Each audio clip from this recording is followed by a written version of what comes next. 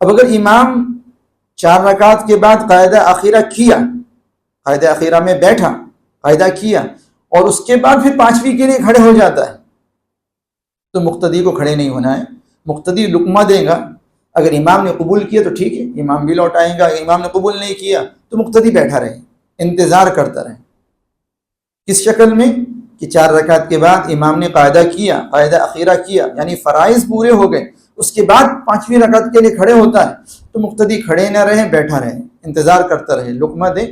امام لوٹے تو ٹھیک ہے، امام اگر لوٹ جائے تو اچھی بات ہے، اقتدا کر لے اس کی، سجدہ سہو کریں گا۔ امام اگر پورا کھڑے ہو گیا تھا تو وہ لوٹنے کے بعد جو سجدہ سہو کرے گا، اس سجدہ سہو میں بھی امام کی اقتدا کریں، اس سجدہ سہو کے اندر بھی امام کی اقتدا کریں اور سلام پھیرے امام کی اقتدا میں۔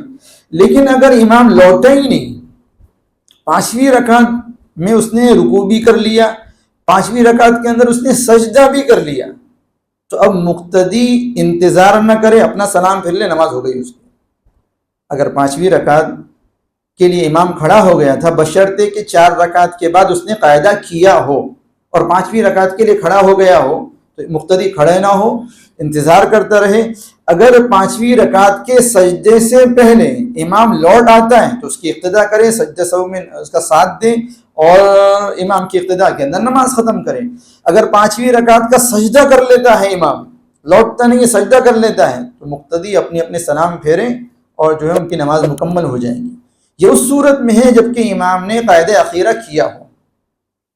اگر امام قاعدہ اخیرہ چھوڑ کر 5ویں رکعت کے لیے کھڑا ہو گیا، 4 رکعت کے بعد امام نے قاعدہ اخیرہ نہیں کیا اور 5ویں رکعت کے لیے کھڑا ہو گیا، تب بھی مقتدی کو امام کی اقتدا نہیں کرنی، کھڑے نہیں ہونا ہے، انتظار کرنا ہے، لقمہ دینا ہے، انتظار کرنا ہے۔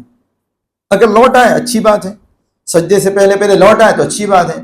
لیکن اگر امام نے 5ویں رکعت کا سجدہ کر لیا، یہ کون سی شکل ہے؟ امام نے قاعدہ اخیرہ نہیں کیا تھا اور 5ویں کے لیے کھڑا ہو گیا تھا اور 5ویں رکعت کا سجدہ کر لیا تھا، تو وہ سب کی نماز باطل ہو جائے گی، امام کو بھی، مقتدیوں کو بھی، سب کو نماز دہرانا پڑے گا۔ اگر 5ویں رکعت کا سجدہ کیا اور قاعدہ اخیرہ کیا تھا تو مقتدی اپنی نماز مکمل کر لے، ہو جائے گا۔ لیکن اگر قاعدہ اخیرہ چھوڑ کر امام 5ویں رکعت کے لیے کھڑا ہوا تھا اور 5ویں رکعت کا سجدہ کر لے، لوٹے ہی نہ، تو پھر امام کی نماز بھی باطل، مقتدیوں کی نماز بھی باطل۔